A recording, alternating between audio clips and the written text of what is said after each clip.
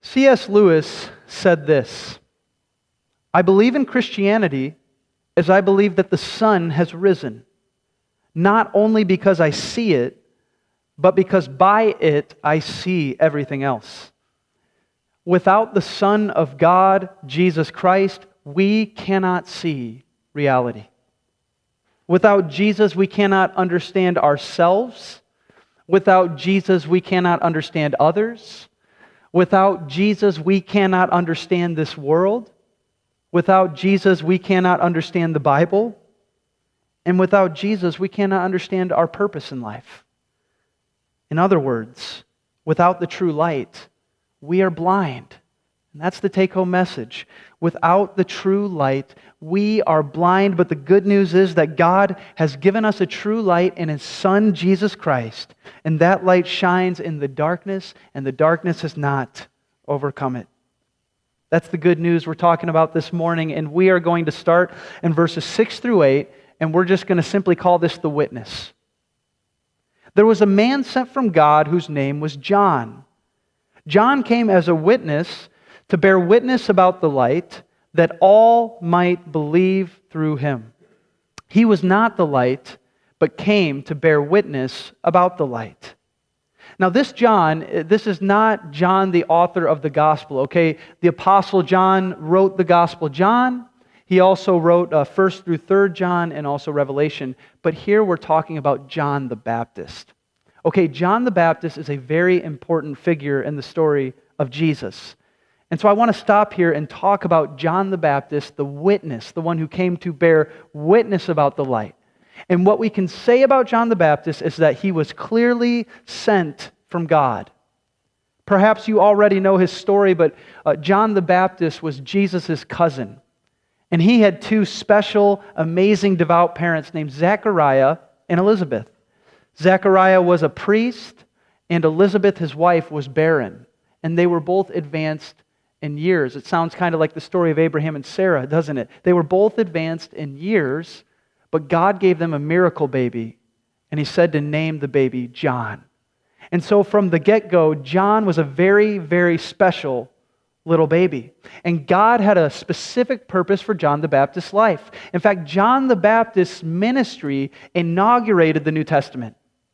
His ministry ended the period between the Old and New Testament known as the 400 silent years. And so he has a pretty good spiritual resume. And what was John the Baptist's purpose? He was a forerunner. In the ancient world, kings had what we call forerunners. Okay, so before a king would go to a different country, they would send their forerunner, and the forerunner would go and say, "Prepare for our king to visit." And that's what John the Baptist was for Jesus. He came to earth to prepare earth for its king, King Jesus. And he was a great man. In Matthew 11:11, Jesus said that among those born of women, no one has arisen greater than John the Baptist. Another thing we could say about him is that he was a truth teller. Maybe you've heard those fire and brimstone preachers, right? That was John the Baptist. He was an old-time prophet, similar to Elijah, and he was a radical guy. Have you ever met people who love Jesus and they're just so radically different than the world? Not just in what they say, but in how they dress, how they act, but you know they love Jesus? That was John the Baptist. John the Baptist performed his ministry in the wilderness. John the Baptist never touched alcohol. He wore camel's hair, which would probably be pretty nice today. He wore his camel hair, and he ate locusts and wild honey, and he did not mince words. He was not a respecter of persons. He was not afraid about other people's opinions about him. No, he called people to repentance. And he said, "Prepare your hearts for Jesus." You know, we need more truth tellers today, don't we? We need more people today, more Christians today, who are radically different than the world and are willing to tell the truth, even when it means being rejected. Because John the Baptist, like Jesus, was rejected, right? He wasn't accepted by the religious establishment, but he was a great man. What made John the Baptist great wasn't just that he was a truth teller, it's that he was humble. Because if we're truth tellers but we're not humble, it's going to be really hard to get through to people. But John the Baptist was humble. In fact, there's this scene in the Gospel of John where his followers come to him, and his followers say, listen, everybody's leaving your ministry and going to Jesus. And certain people might respond differently to that, but the way that John the Baptist responded is what he said in John 3:30. He said, Jesus, he must increase, I must decrease. And may that be our hearts individually, may that be our church's heart, to be humble like John the Baptist. The final thing we'd say about him is that he was not the light. And you might say, Billy, I know that John the Baptist was not the light, but if you were living at that time, it would be harder to understand that because this was a great man with a powerful ministry. I mean, think of the most powerful or famous religious figures in our day. John the Baptist was more than that. Everybody was going out to him. He was clearly Spirit-filled. He was speaking the words of God. And so the Apostle John knew that he had to clarify, hey, this is not the Christ.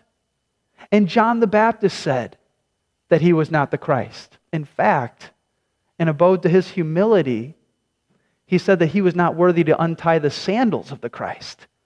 So he was a humble man, but he was not the light, and he was sent to point us to the light, which is who we're going to talk about now. So look at verse 9 with me as we talk about the light. The true light, which gives light to everyone, was coming into the world. And there's two terms I want to focus on in verse 9. Light and world. You'll hear Pastor Craig and I mention the Greek sometimes, and I try not to do that too much, but sometimes it is helpful. The New Testament was written in Koine Greek, and so sometimes when you look at those words in the Greek, it can give you a fuller understanding of what they mean. And the word light, it occurs 72 times in the New Testament. 23 of those times, about a third, are in the Gospel of John. John loves this word light. He often contrasts it with darkness, and he ties Jesus to light. And Pastor Craig told us last week what this word means, that it means wisdom and understanding and truth and knowledge and spiritual purity. And Jesus fully embodies those things.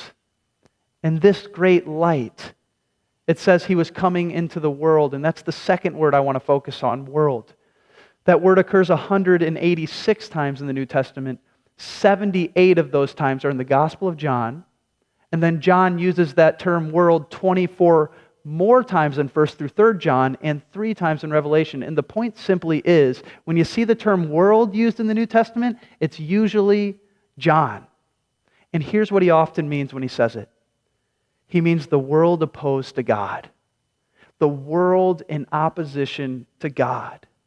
The world under the reign of Satan and his oppressive ideologies and humanity that's hostile to God. And here is what he is saying.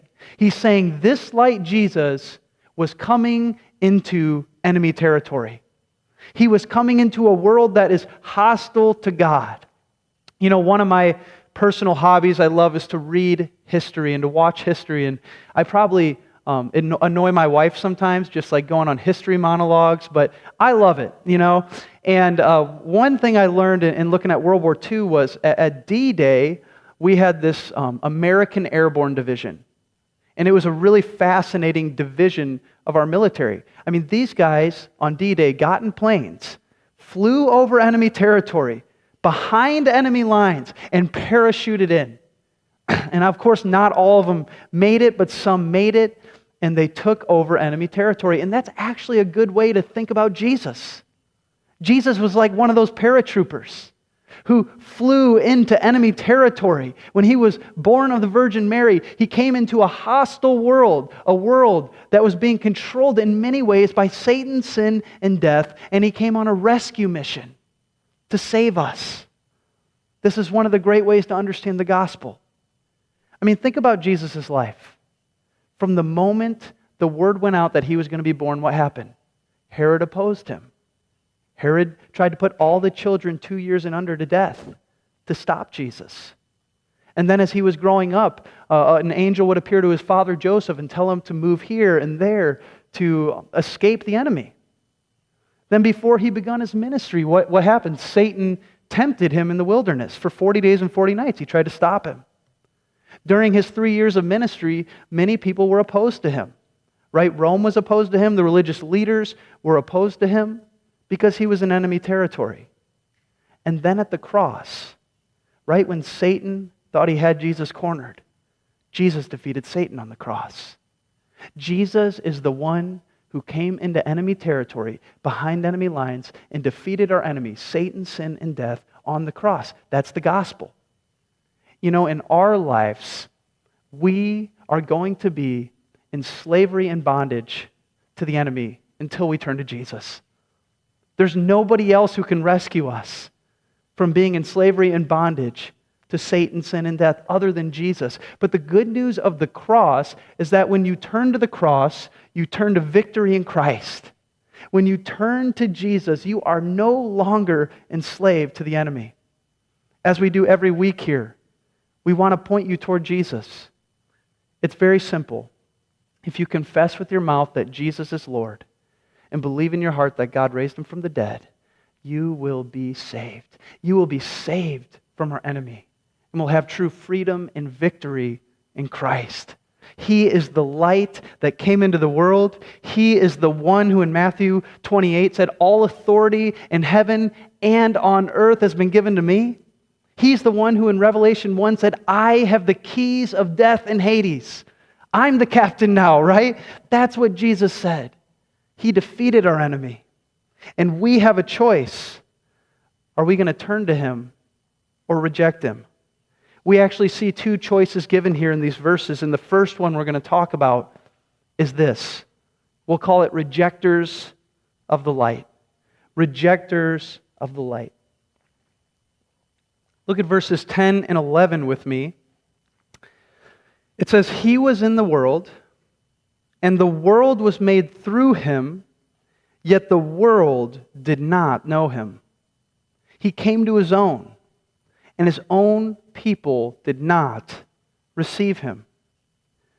As I was studying these verses this week, I thought, these are two of the saddest verses in the Bible, aren't they? That the world that he created rejected him, and that his own people that he raised up rejected him. You see, when Jesus was crucified by the Romans, that symbolized the world's rejection of God. And when the religious authorities and the Jews put Jesus on the cross, that symbolized Israel's rejection of God. In short, Jesus was rejected. Sometimes in our own lives, we think, how can Jesus possibly understand what I'm going through? But when it comes to rejection, he can understand. He can understand. Another thing I've learned in my short time of being a pastor is that nothing ties people up in knots and causes the amount of pain that rejection does. Of all the things that people would come to their pastors in the church about, rejection from loved ones, from spouses, in relationships, in the church, in families, rejection is hard for us to bear, isn't it? You know, Jesus was rejected worse than anybody. I wrote down some of the things that they said to Jesus during his life. They said, you have a demon. They said to him, this man is not from God. They said, he is a blasphemer. They said, you were born of sexual immorality. So they didn't just take shots at him, they took shots at his mom. His own family said, he is out of his mind. His brothers were not believing in him during his life. And then we could say that the cross was the ultimate rejection of Jesus. And so if you've ever been rejected, if you're feeling rejected this morning because of something in your life, I want to ask us all the question, how did Jesus respond to rejection? How did he respond? The first thing he did was he asked God why. You know, we can be made to feel guilty about asking God why when we're being rejected, when we're facing hard things. But Jesus, who is perfect and sinless, I just want to remind all of us, he asked God why. Don't you remember on the cross what he said? My God, why have you forsaken me? It's okay to ask God why. And there's a place and a time for that. I'll say in my own life that nothing's actually taken me deeper in my relationship with the Lord than the times that I've felt rejection. And nothing has taken me deeper in my prayer life than the times that I felt rejection. Here's why I think God allows it for us. Because we can put our trust too much in people and in things. And so God will allow these things to happen to us so that we remember that there's only one that said, never will I leave you, never will I forsake you. People will let us down, we will let people down. But it says about Jesus in the Gospel of John that while they were entrusting themselves to Him, He was not entrusting Himself to them because He knew what was in man's heart. Listen, you can love people, and there is a place for trusting people, but people will let you down. It is only Jesus who will never abandon us. Remember the words of David in the Psalms? He said, even when my father and mother forsake me, the Lord will take me up. It's okay to ask God why. The second thing Jesus did is He remembered His what? By His what, I mean His purpose. He remembered what He was here for. In the Gospel of Luke, it says in the middle of that Gospel that when His time had come to be taken up, He set His face toward Jerusalem. That phrase, set His face, it's this Jewish expression for a firm, unwavering resolve to accomplish a task. And the point is simply this. While Jesus was being rejected by everyone around Him, while He was being misunderstood by everyone around Him, and all these people had competing agendas for Him, and there was chaos and distractions, what did He do? He set His face toward His purpose. He knew that He had come to go to Jerusalem and die on the cross for our sins. And if you're like me, here's what we want to do sometimes when we're rejected. We want to sulk. We want to get bitter. We want to throw a pity party. We want to replay the matter over and over and over again in our heads. I want to remind all of us that's not what Jesus did. What Jesus did is He said, what am I here for? He focused on His mission. And He completed the task. And that's what He calls us to do too when we're feeling rejected. The final thing we could say about Jesus is He focused on who? Here's something Jesus understood about His life. Not everybody He came across was supposed to be in His life forever. Did you know that God will sometimes only bring people into your life for a season? Jesus was constantly praying when it came to who was going to be important in His life and ministry. Don't you remember He spent a whole night praying before He chose His disciples? Or when He was praying and His disciples came to Him and they said, everybody is seeking you, what did Jesus say? He said, we need to go to another town because this is why I was called to preach to more people. So many of the people that should have listened to Jesus, such as the religious authorities, they didn't listen to Him. But He didn't let that rejection get to Him. Why? Because He knew He was someone who came to seek and save the lost. Those who knew they were sick. Those who knew they were not righteous. Jesus focused on them. And when it comes to our lives, there's going to be people you love that never turn to Jesus. That's just the truth. That's the sad reality, and we can pray for them. We can share the gospel with them. But God wants us to go to Him and ask the question, who are you calling me to today? Because people will reject us. It's part of being a Christian. I share these things with you because I don't want us to be disillusioned when we're rejected. Jesus said, in this world you will have trouble, but take heart. I have overcome the world. He said, all who belong to me will be persecuted. I believe it's Paul who said that. And so let me sum up all of this talk with a quote by a guy named A.W. Tozer. A.W. Tozer was a theologian, and I believe he hit the nail on the head when he put it this way. It is doubtful whether God can bless a man greatly until he has hurt him deeply. Here's what we can say about Jesus. Jesus was hurt more deeply than any person who ever lived. And here's what else we can say about Jesus. Jesus was used more greatly than any person who has ever lived. Here's what we can say about John the Baptist. John the Baptist was hurt deeply. He was rejected by people. He was thrown in prison and he was beheaded by Herod. but we're still talking about him today, 2,000 years later. He was used greatly by God. And think of those people in your life that are the most spiritually mature, that have had the greatest impact on you. Here's what I can promise you. They've been wounded. They've experienced spiritual wounds. They've experienced rejection and pain and hurt.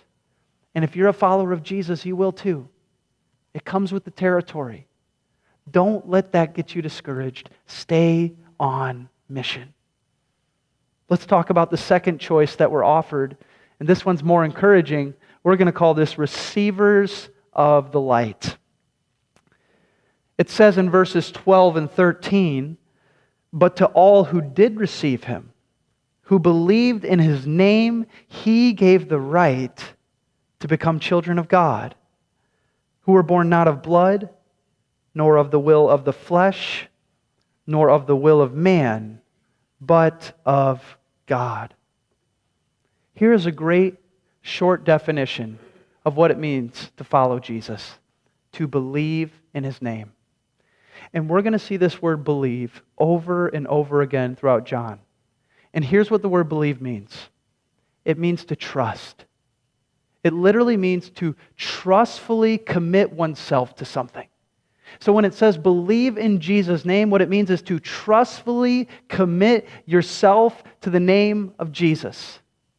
On a day like this, let me give you this illustration. If you were pulling up to a bridge and you got out of your car and you stared at the bridge and you said, "I believe in that bridge. I trust that that bridge can hold me up and keep me safe and keep my family safe," but you never got in your car and drove over the bridge, did you really believe in that bridge?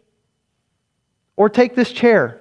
If I walked up to this chair and I said, "I believe this chair can hold me up. I trust that it can keep me safe," and I never sat in the chair, do I believe in that chair? No. No, I don't. Because I'm not putting my full weight on the chair. That's what it means to believe in Jesus, to put your full weight on him. Yet so many of us say, "I believe in Jesus," and we never put our full weight on Jesus. And if we're not doing that, do we really believe in Jesus? I know sanctification is a lifelong process.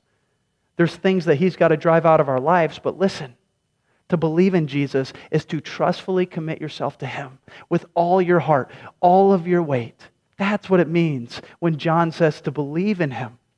And for those who do believe in Jesus, it says that they have the right to become children of God, who are born not by human parents or by human desire or by a husband or wife's decision, but instead by God.